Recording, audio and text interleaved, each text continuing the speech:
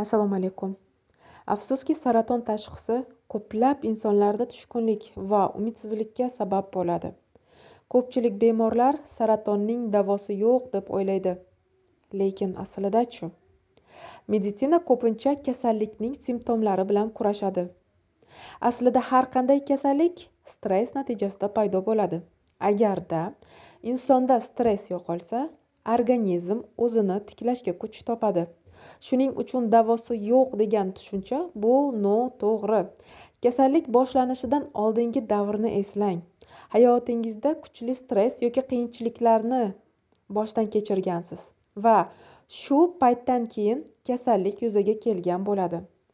Men psixolog Nilufar Rahmatova inson ruhiyati bilan ishlash orqali tanadagi kasalliklardan dori-darmonlarsiz sog'ayishga yordam beraman. Agar sizda jiddiy tashxis qo'yilgan bo'lsa, tushkunlikka tushmang. Har bir dardga davo mavjud. Biz kasallik bilan kurashmaymiz, balki uning sabablarini yo'q qilib, organizmning tabiiy sog'ayishiga yordam beramiz.